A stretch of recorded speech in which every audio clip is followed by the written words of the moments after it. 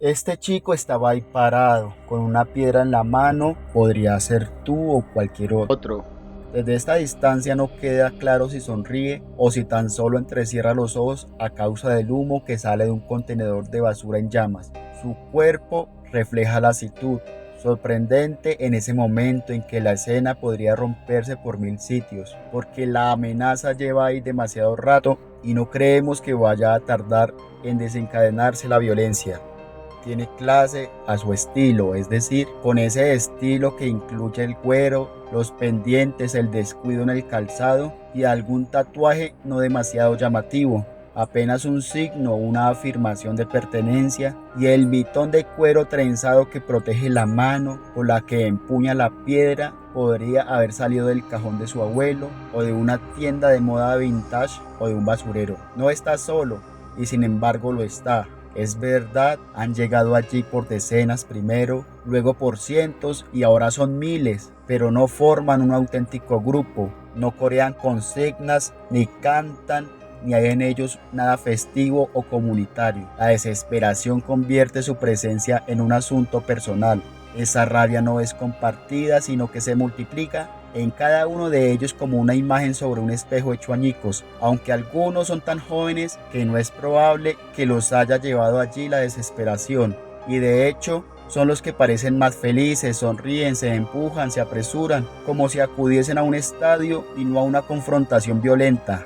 También han llegado a la cita unas pocas familias, parejas muy serias que llevan a sus hijos, en algún caso a los abuelos, a cumplir con un deber cívico, quizás sin saber que en cuanto estalle la furia no habrá lugar seguro y nadie, eso se los garantizo, gritará a las mujeres y los niños primero. Hay mujeres que se han presentado solas o al menos no parecen comunicarse con los demás. Están perdidas o abstraídas, con aspecto de madres de familia o más bien de haberlo sido antes de que ocurriese un deterioro difícil de precisar, con el pelo descuidado, ropa demasiado grande o demasiado pequeña y sin gracia, como si hiciese mucho que han dejado de mirarse al espejo. Te las imaginas secándose las manos en el paño de la cocina antes de ir a la manifestación y acordándose de quitarse el delantal solo después de cerrar la puerta. Otras aparecen en grupos de 3 o 4 de mediana edad, habitantes de comuna o casas de acogida.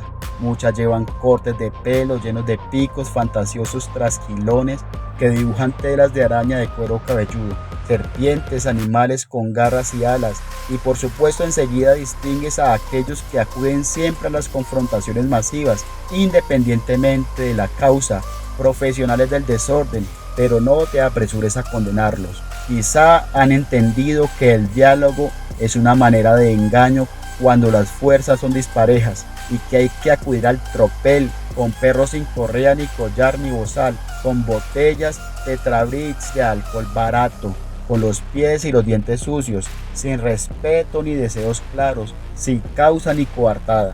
Piensa de ellos lo que quieras, pero no los desprecies porque no sean como tú. Desde la Revolución Francesa, desde antes, desde mucho antes, desde que multitudes de hambrientos se amotinaron en pueblos y campos contra los impuestos reales y eclesiásticos, guiados a veces por chiflados de ojos brillantes y promesas de salvación eterna, desde que grupos de hombres airados quemaron las máquinas que supuestamente iban a hacerles más llevadero el trabajo. Son ellos los que están en primera línea y defienden tus intereses sin saberlo, tú ni ellos. Llevan siglos haciéndote el trabajo sucio. El chico vuelve porque a sus espaldas alguien da consejo a otro. Si oyes la palabra futuro, dispara, rompe los dientes a quien mencione la revolución, o el pueblo o la lucha de clase. Méate en la pierna de quien diga esperanza. Que no te detengan con esos conjuros. Huye de los curas de la rebelión, de las almas buenas, de los que creen. No hay nadie peor que quien todavía cree. Es un hombre de unos 50 años con cola de caballo y varios dientes de oro, el que lecciona a un adolescente, un muchacho en pantalones cortos y camiseta de tirantes con las orejas traspasadas de una triza de aros de metal barato. El muchacho asiente a cada consejo, pero se nota que su mente está en otra parte, que sus ojos escanean inquietos los alrededores, como buscando el origen del peligro. Los ves y tienes que pensar en el entrenador de un pugil dándole las últimas instrucciones, pero el boxeador, aunque también asienta con la cabeza, está ya pensando en los primeros golpes, en el dolor y en la rabia. Ya está cargándose de adrenalina y su cuerpo ha comenzado a vibrar. Cada vez más gente se agolpa en la plaza y en las calles adyacentes, empujando a los que llegaron primero hacia las barreras de metal que forman un embudo que termina en la primera línea de los policías. Hay un rumor de voces igual al que se escucha a la salida de un estadio. Los policías han calado sus vísceras como caballeros medievales antes de iniciar el galope lanza en ristre. Ya han volado algunas piedras, 5 o 6 botellas, objetos metálicos, pero hasta ahora todo ello parece una forma de medir la distancia, de ir tanteando los nervios de los policías y los propios. Al chico los policías le recuerdan vagamente una película vista hace mucho tiempo y rodada muchos más, un bosque en algún lugar frío y húmedo. La luz indica que amaneció hace poco.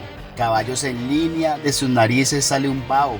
Los jinetes tiran de freno, tan tensos como sus monturas. Saben que dentro de poco se dará la orden. Y callan, escuchan su propio corazón. Incluso los caballos parecen conscientes de lo que va a suceder y producen solo sonidos mitigados. Leves golpes con las pezuñas contra la hierba aún cubierta de escarcha. Cuidadosos amagos de relincho y algunos, los más nerviosos, echan la cabeza repentinamente hacia atrás como si deseasen lanzarse al galope. También los policías están formados en líneas y no queda claro a ti y a mí que lo que más desean muchos de esos funcionarios es escuchar la orden de avanzar, primero como una falange ateniense, espoleados por el ruido rítmico de sus botas y luego desgajarse en moléculas ordenadas para empezar a golpear. No ciega, pero sí indiscriminadamente a todo lo que vaya uniformado.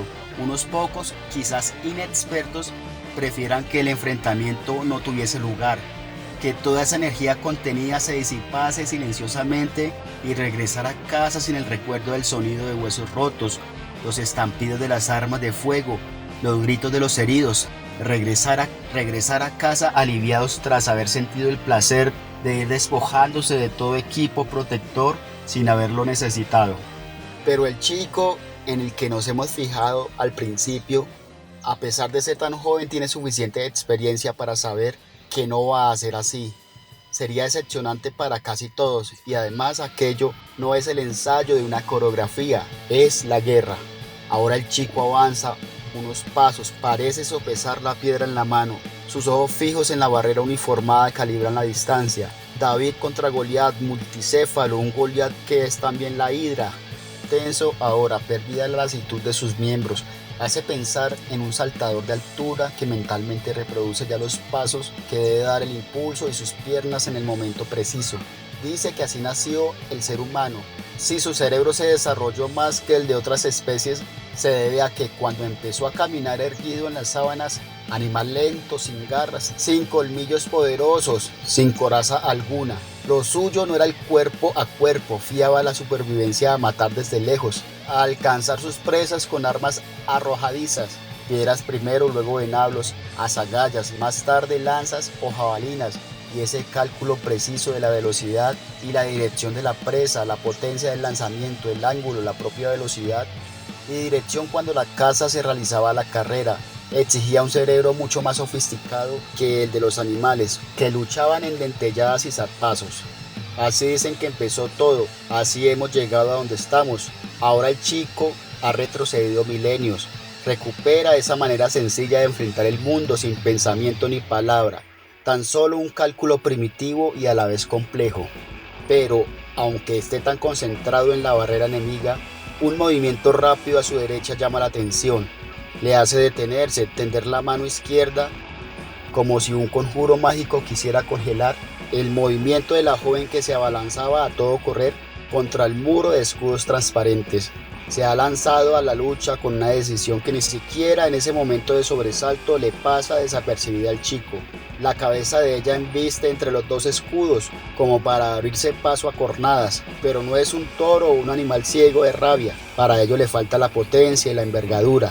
Una de sus manos se cierra en un puño y golpea la visera de un policía, al mismo tiempo que la cabeza choca contra los escudos. El ruido es mayor de lo que habrían podido esperarse, quizás porque en ese momento de calma nerviosa todos contienen ligeramente la respiración y aguzan los oídos como los animales que se suponen acechados. El golpe funciona como señal.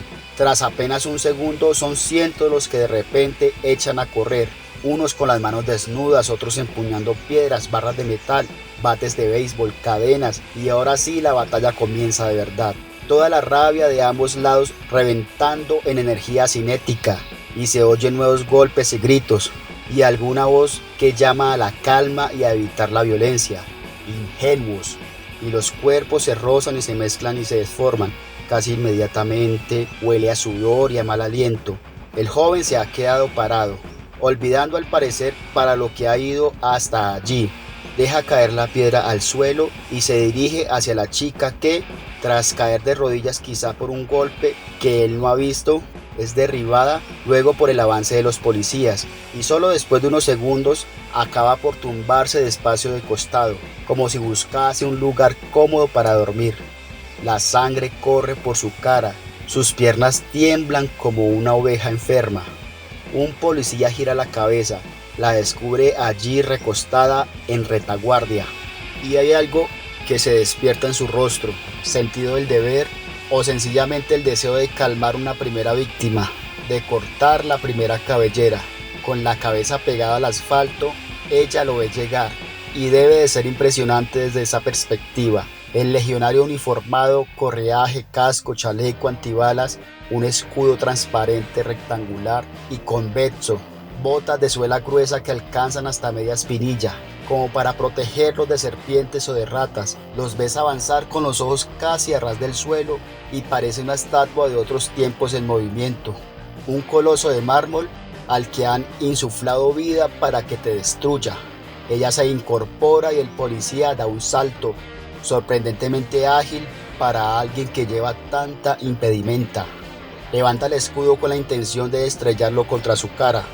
El chico queda paralizado un momento, casi como si aguardase el resultado de esa acción, aunque él preferiría correr a toda velocidad e impedirlo, pero sabe que no llegará nunca hasta donde se encuentran ambos, porque demasiado tarde es nunca. Todavía la está mirando cuando otro policía le asesta a él un porrazo mal dirigido que rebota en su hombro. Y solo entonces los ojos del chico se vuelven hacia la porra y una de sus manos sujeta el antebrazo del que se acercaba a su rostro, ahora con mayor precisión. De la espalda saca lo que podría ser una porra eléctrica y el policía da un paso atrás que no lo aleja lo suficiente. El chico consigue meter la porra entre el chaleco antibalas y el borde de la visera. Los 8000 voltios entran en el cuerpo del funcionario por la aorta. El policía da un salto como si alguien hubiese tirado violentamente de él contra una cuerda.